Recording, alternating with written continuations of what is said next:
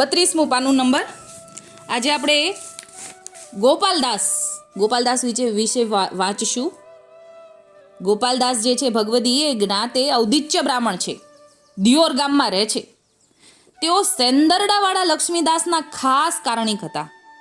એટલે કે લક્ષ્મીદાસને આ ગોપાલદાસનું કારણ બહુ, એટલે આપ મારા ઠાકોરજી છો, કારણ એટલે એમની અંદર ઠાકોરજી છે મારા અને એ જ મારા ઠાકોરજી છે એવો ભર હોય ને એને કારણિક શબ્દ આપણામાં વપરાય છે।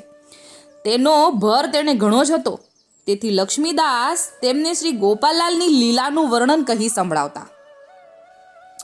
એટલે જો જ્યારે એકાબીજાને કારણ થઈ જાય ને પછી કાંઈ ગોપ્ય રાખવાનું ન હોય, ઠાકોરજીનો જે અનુભવ થાય એ બધું એકાબીજા ચર્ચા કરે, જેમ પાંચા બાબાને ડોસાભાઈ કરતા એવી રીતે આ લક્ષ્મીદાસ અને ગોપાલદાસ કરે છે। તે લીલાનો ભર ગોપાલદાસને ઘણો જ હતો। ગોપાલદાસની પતિવ્રતાપણાની અનૂઠી વિલક્ષણ અદ્ભુત છાપ હતી।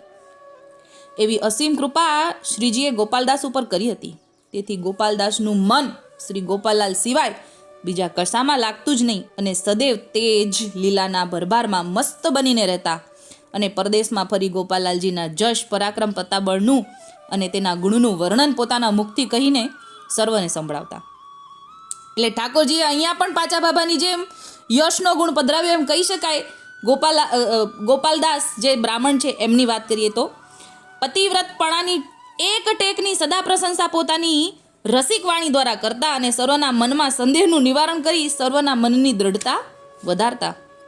ગોપાલદાસ જ્યારથી સેવક થયા ને ત્યારથી પ્રભુએ મહદ કૃપા વિચારીને આજ્ઞા કરી કે ગોપાલદાસ પ્રજ દેશમાં સોરઠેમાં સર્વત્ર ગામો ફરીને અનેક જીવોને ગોપાલલાલના નામનો ઉપદેશ આપીને સેવક કરતા।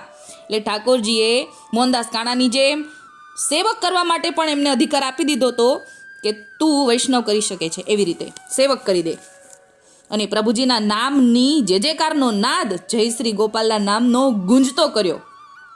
એવી મહৎ કૃપા પ્રભુ શ્રી ગોપાલલાલજીએ ગોપાલદાસ ઉપર કરી પોતાનો નિજ અંગીકૃત સેવક કરીને અપનાવ્યા હતા। ગોપાલદાસમાં લેશ માત્ર સંસારની આસક્તિ રહી નહોતી।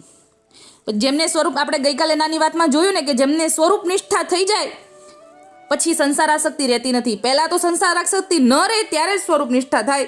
એટલે અહીંયા ગોપાલદાસને અહીંયા વર્ણવ્યું એ પ્રમાણે કે આસક્તિ સંસારની હતી જ નહીં।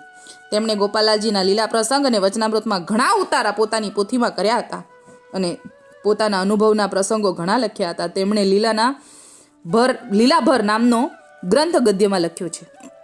હવે ઠાકોરજી આપણને વચનામૃતમાં જણાવે છે ને, હરબાઈબા પૂછે છે, આપણે 2-3 દિવસ પહેલા નાની વાતમાં આવેલું કે ભગવદી કોને કહેવાય, કેવા ભગવદીનો ભર રાખો, એ આ આચરણે કરીને આપણે સમજીએ કે આવા આચરણવાળા ભગવદી ઠાકોરજી આપણને બતાવે છે કે જે પોતે એકલા ગુણગાન ગાય એ તો ઠીક, એમ કે છે ગોપાલલાલ કે એ તો ઠીક, પણ મારા વાલા કયા છે જે મારા લીલા ચરિત્ર ભૂતલમાં પ્રગટ કરીને બધાને ગુણગાન કરીને બતાવે, બધાને અનુભવ કરાવે અને મારો યશ વધારે, એમને ભગવદી જાણવા અને એનો ભર રાખીને તમારે આગળ વધવું, એમ કે છે। તો એ આ ગોપાલદાસ આ કેટલા બધા ભગવદીઓમાંનું આ એક મોટું ઉદાહરણ જે આપણે 2 દિવસ પહેલાં જ નાની વાતમાં આવી અને આજે આપણે પ્રસંગ પણ જોઈ લીધો કે ભગવદી એ જે નામ પોતે જ પણ લે પણ બધાને લેવરાવે।